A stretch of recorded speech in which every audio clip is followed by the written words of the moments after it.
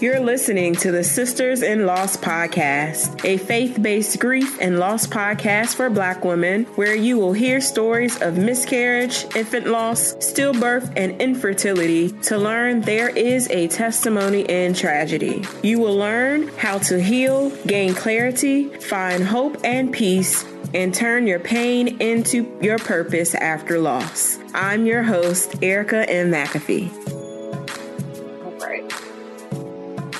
All right. Thank you so much, Stacey, for being on the podcast. Yep. Thank you so much for having me. It's really a great opportunity to be on with you, Erica. Awesome. So for those of you who may not know you and what you do, can you share a little bit about your background and kind of what led you up into becoming the president of March of Dimes? Sure. Yeah, thank you. So I am Stacey Stewart. I'm the president of the March of Dimes. March of Dimes is an organization that is 80 years old, founded by President Roosevelt, originally founded to address the polio crisis 80 years ago, and we did that.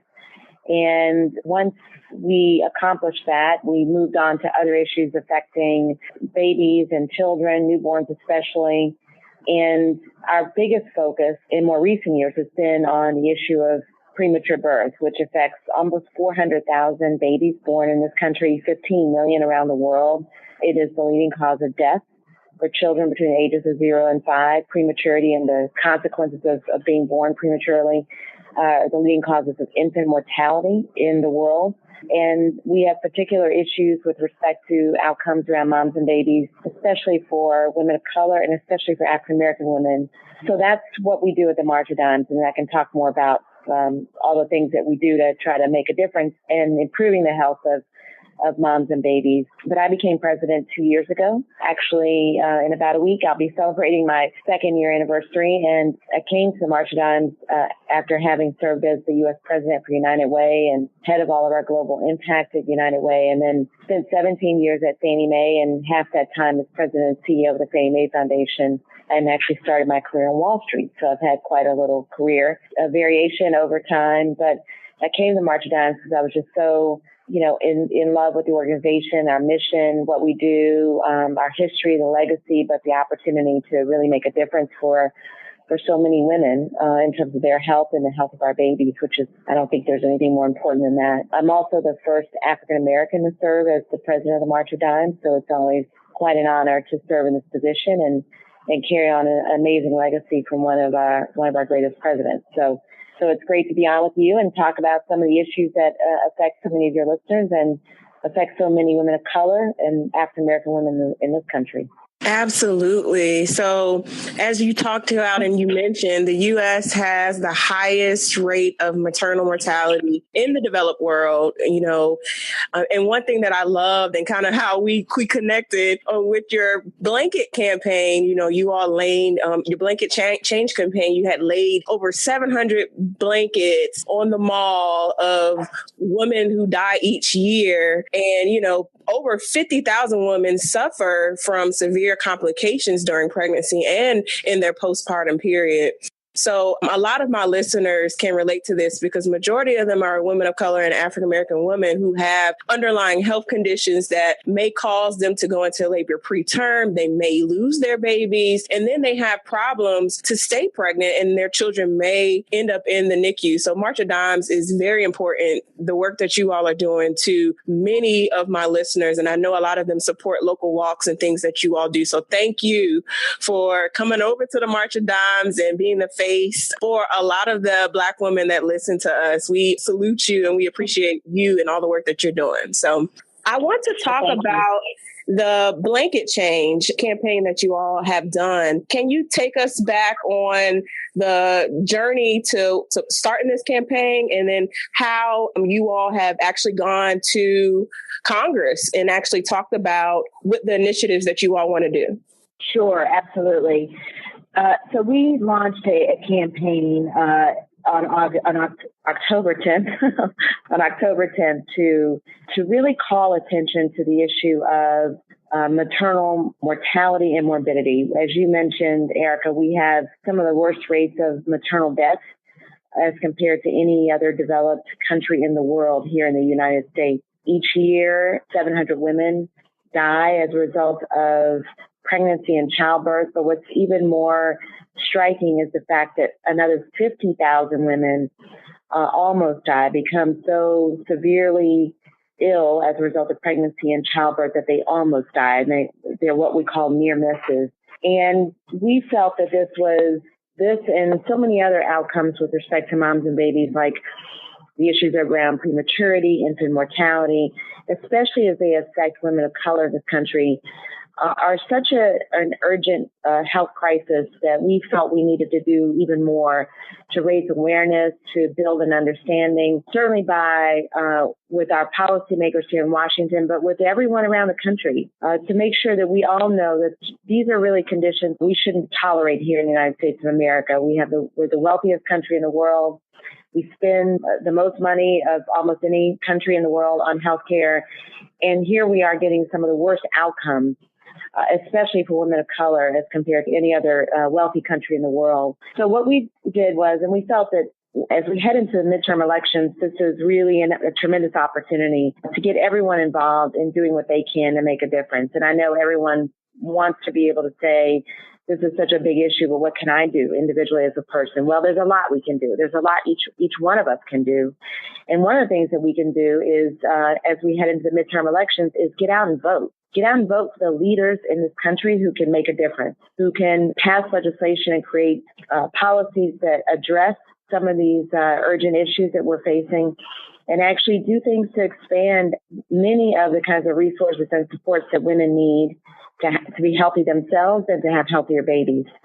So we launched this campaign called Blanket Change, with the idea that we want everyone to take action to ask especially their member of Congress or the candidate in a congressional race, to publicly take a stand on social media around this agenda that we call the Blanket Change Agenda, which is really a policy agenda. It includes 5 different elements of it. And I can go through 5 of them really quickly. Basically, they include expanding access, healthcare access for women, making sure that all women have access to the care they need to make sure that they can have healthier pregnancies and deliver healthier babies.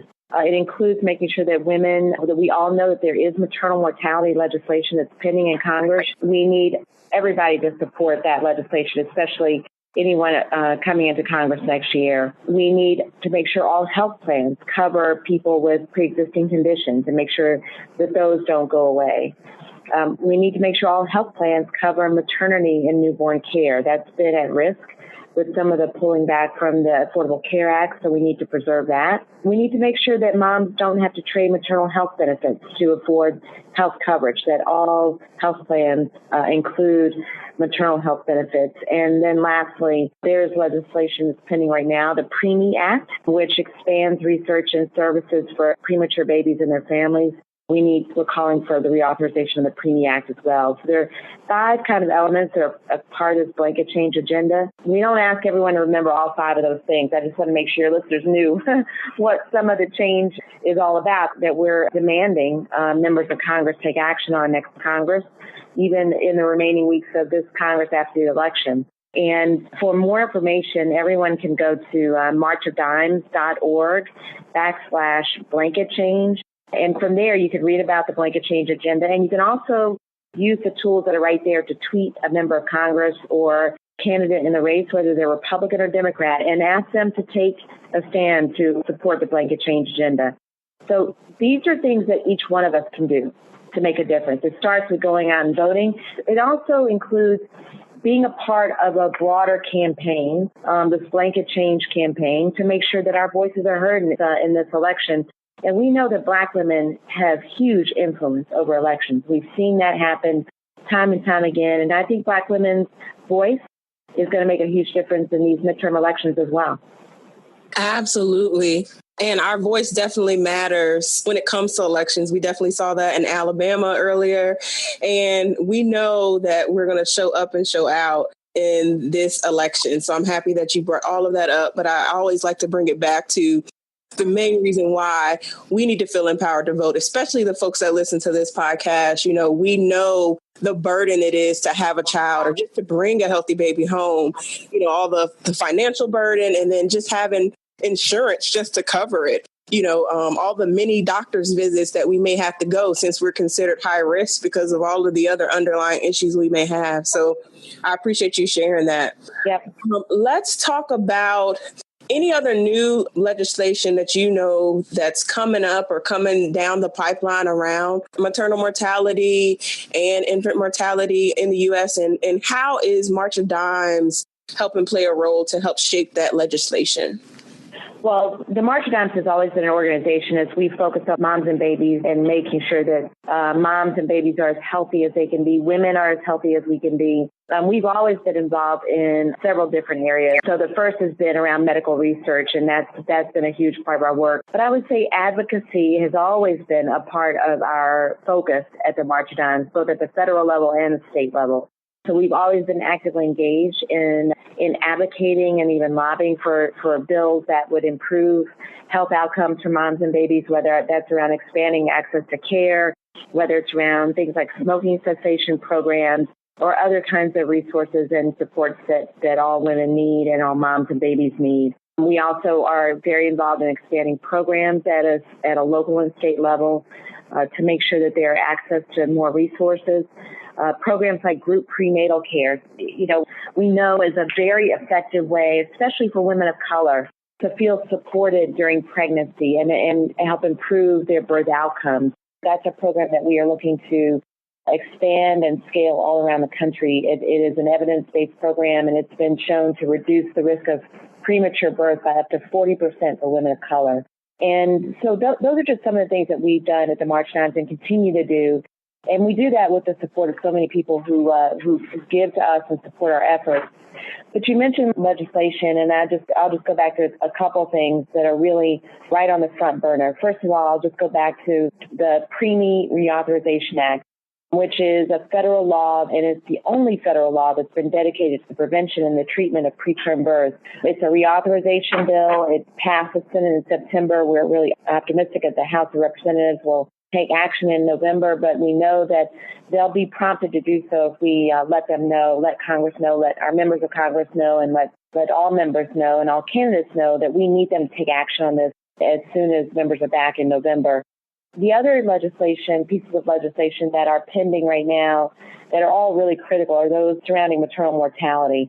So I was just on the Hill and testified on the Hill a few weeks ago in support of H.R. 1318, which is the Maternal Mortality Accountability Act. It is a companion bill to a Senate bill that has already passed the Senate, the Preventing Maternal Deaths Act. And then there are other pieces of legislation that have been proposed by really terrific and very supportive senators like Senator Kamala Harris, Senator Cory Booker, Senator Kirsten Gillibrand, and others, a range of different bills. And also on the House side, by Congresswoman Rodham Kelly. Congresswoman Jamie Herrera Butler actually is the big sponsor for H.R. 1318. But there are several members who have put forth legislation that would deal with the various aspects of maternal mortality. And these are all included, again, under this blanket change agenda. One way to make sure that your voices are heard on this, again, is to go to marchofdimes.org/blanket change.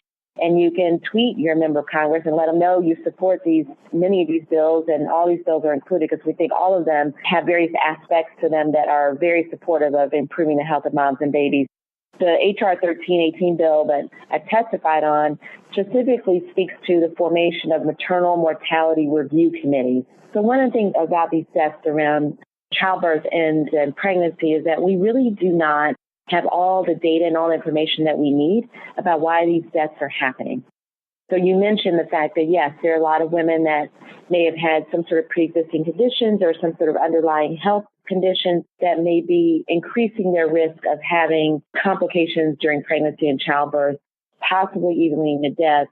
But what we also know is that 60% of many of these cases are potentially avoidable. With access to better care and with the right kinds of protocols being put in place to protect their lives, we actually could do more as a health system to protect many of these women. But in order to know that, we have to have better data. We have to have better information so that hospitals, doctors, and all of us together can work better and more effectively to prevent these deaths. And if we have these maternal mortality review committees, That will allow us to collect that data and to put in place interventions that can actually protect more women's lives. So those are some of the things that are really happening right now that we can all take action on. Eric, if I could mention one other thing, though, with the blanket change agenda, we actually issued a report, which is also on that website that I mentioned at marchofdimes.org/blanket change, a new report called Nowhere to Go, Maternity Care Deserts Across the United States. So one of the things that we looked at the March of Dimes is how easy is it for women to get access to care, whether they're in an urban area or a rural area. And we found that there are counties that we now call maternity care deserts that offer virtually no obstetric care. About 35% of all counties in the U.S. have no hospital that offers obstetric care, no OB, no OBGYNs, and no trained certified nurse midwife. This affects about 5 million women who simply don't even have access to care close to where they live. And this is just simply unacceptable. You know, women, if they become pregnant, and we know about half of women actually become pregnant and it's either unexpected or unplanned at that time, that means that they need access to care almost immediately. They need to be able to get in to see a doctor. They need prenatal care as soon as they find out that they're pregnant. And for too many millions of women, this is just very, very difficult. Not only that, about 10 million women lack even access to health insurance. This means that they may not even have insurance to be able to see a doctor if they become pregnant. And then we also know that there are lots of doctors who don't see women, especially African-American women and other low-income women, if they are covered by Medicaid, which makes it also more complicated for those women. So what we've got is a real crisis in terms of access to care, affordability of care, access to prenatal care, even before delivering the baby. And again, blanket change is what we're calling for, and we're demanding that we have blanket change to improve holistically health outcomes for moms and babies across the country. Awesome. Thank you so much for diving deeper into it. I think that gives the listeners a better perspective on what we need to do as far as getting to the polls tomorrow on November the 6th. So thank you for sharing that. So is there anything else that we can do to support March of Dimes in these efforts going forward? Your donation links. I know there's a lot of walks that people have across the country. What can we do? What other things can we do to help support the organization? Oh, absolutely. Well, I think a couple things. One is that we would love support for our mission. That's really important to us. For us to do this important work, for us to have a strong voice, it requires resources. And so if your listeners will go to marchofdimes.org, there's a donate button there. You'll find it when you go to see our page on Blanket Change. It's all there. And also, we would love for everyone to get involved in sharing their stories. So go to Blanket Change, go to March of Dimes, and share your story. If you've had a loss of an infant, if you've had a baby that was born prematurely, if you have had a difficult pregnancy, if you had a challenging experience trying to see a doctor or getting in to see a doctor, tell us your stories. I mean, I think that's the most powerful thing, is that my voice is just one of many. I think the most powerful voices are the voices of the women that you're empowering, Erica, listening to this podcast, the women who've had these experiences. Those stories are far more powerful in helping us to change the climate, to improve the health of moms and babies, than even just the one voice from the March of Dimes. We want to be that platform. We want to be the place where if you want to come on our Instagram page or share on any of our social media, tag us, tell us your story, do a short video and share that story and tag Blanket Change. We have Prematurity Awareness Month that has kicked off in the month of November. So those are going to be, that's the whole month of November is a powerful moment to share those stories. And so we really want to make sure that everyone is very much involved and tagging us at March of Dimes. My Twitter is at March of Dimes PRZ. If you want to tag me, I'd love to reshare your stories. And I'm also on Instagram as well, and also Facebook. The other fun thing to do, I would say, is that we just launched something called a gift catalog, where you can make a gift of caring to help support a woman, to make sure that she has access to group prenatal care services, or that you can help fund another hour of research for us to find some of these cures and causes of premature birth and other challenges that women face. So there are lots of ways to get involved. Marchofdimes.org. donate, follow us on social media, follow me on social media too, because I love to share these personal stories of what I'm doing and on behalf of the organization, on behalf of moms and babies, and continue to get involved locally. We have March of Dimes efforts everywhere in all of the big cities, major cities, all across the country. So, and you can get involved locally as well. Awesome. Thank you so much, Stacey, for being on the podcast. I'll make sure I link all of her links in the description box and the show notes for everyone, so you can definitely follow her because she's extremely responsive. It's the reason why I got this interview, and I'm so happy that she took time out to share with our listeners and share, exactly what the March of Dimes is doing and how we can help out. And go vote tomorrow. So you ain't hear it today, please go out and vote tomorrow. Your voice matters, and it's the reason why we are here and we're doing the work we're doing as far as sharing our stories around pregnancy, loss, and infertility. Thank you again, Stacey, for being on the podcast. Okay, thank you so much, Erica, and everyone go and vote. Thank you so much for listening to today's episode. I pray that this show was inspirational and a blessing to you. For show notes, visit ericamcafee.com/podcast. Please join us in our offline discussions in our private Facebook group by going to sistersinloss.com. If you're listening in Apple Podcasts, please rate and subscribe to us and leave us a 5-star review. I pray that you all have a blessed week. Keep the faith, and I'll talk to you next Wednesday.